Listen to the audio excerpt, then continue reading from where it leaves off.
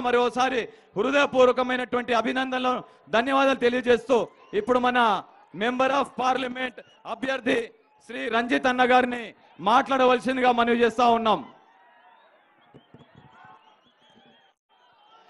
అందరికీ నమస్కారం. జై కాంగ్రెస్, జై కాంగ్రెస్. హస్తం గుర్తుకే.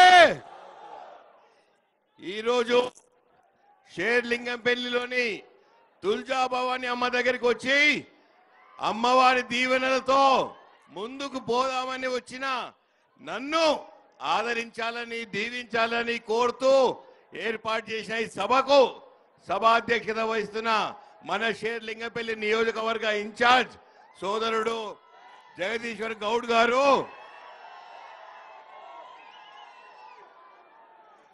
మరి మనకు ముఖ్య అతిథిగా వచ్చిన మన గౌరవనీయులు ప్రజానాయకుడు, మీరందరూ మా అన్న అని పిలుచుకునే మన అన్న రేవంత్ రెడ్డి గారు,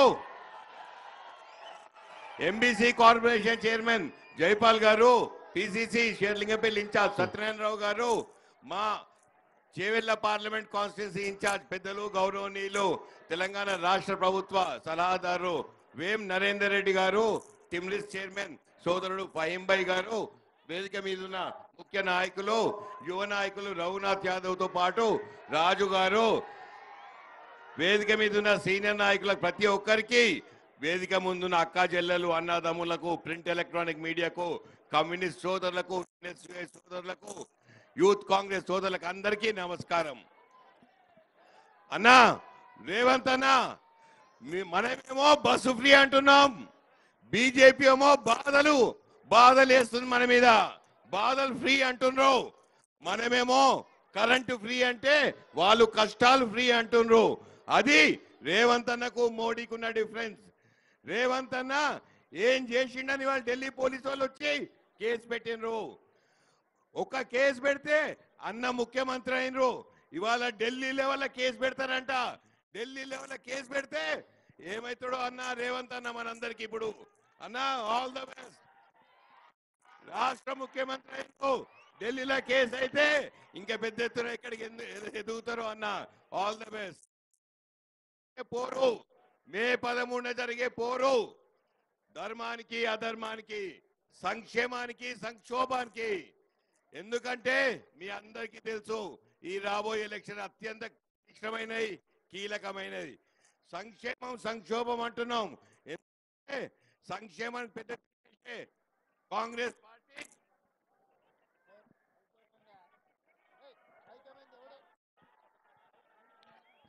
సంక్షేమానికి చేసే కాంగ్రెస్ పార్టీ 6 గ్యారెంటీలు అని చెప్పి అన్న రేవంత్ అన్నను మీరందరూ దీవించిండ్రు. గెలిచి ముఖ్యమంత్రి అయిన మొదటి నిమిషం నుండే 6 గ్యారెంటీలు ఎట్లా అమలు చేయాలని ప్రతి గ్యారెంటీని అమలు చేసే దిశలో పోతున్న రేవంత్కు సంక్షేమం అంటే అది.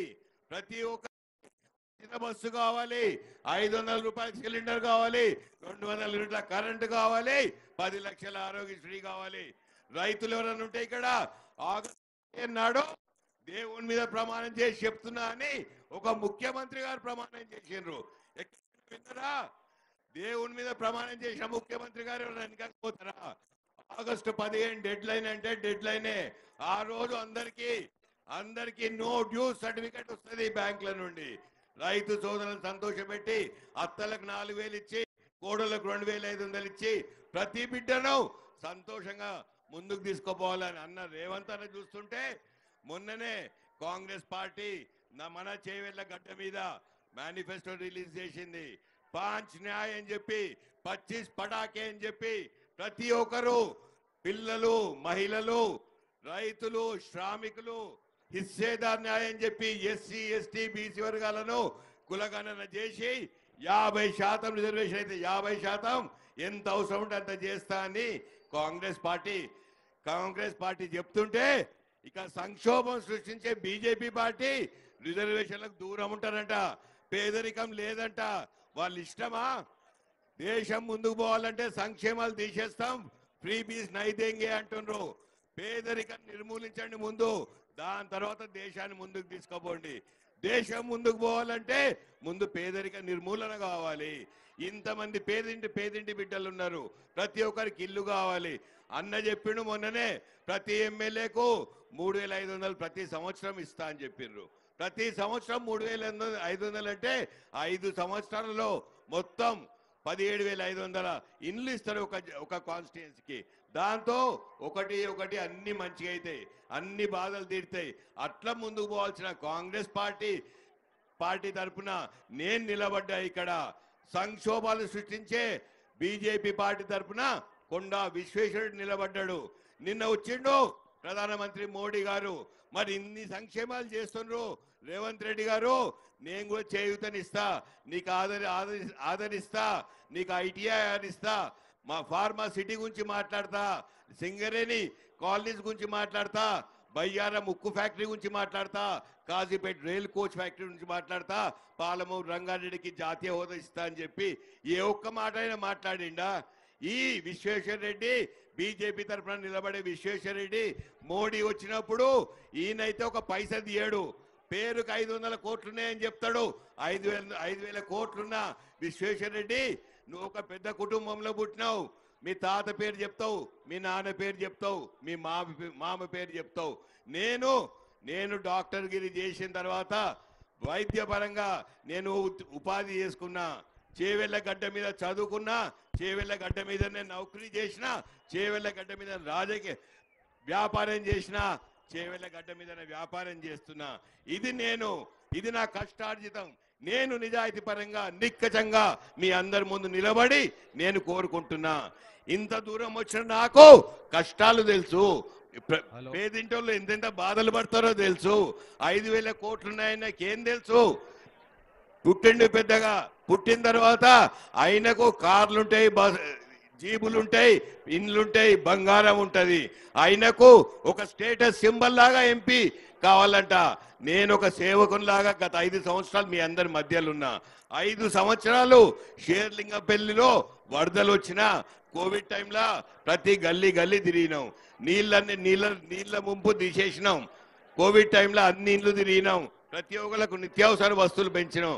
ఆయన్నేమో ఇంట్లో గడప దాటతానంట వాళ్ళ పెళ్ళాం తిడుతుందంట, కోవిడ్ వస్తుంది బయటికి పోవద్దు, శానిటైజర్ పూసుకో, ఇంట్లో పండుకో అని చెప్పి.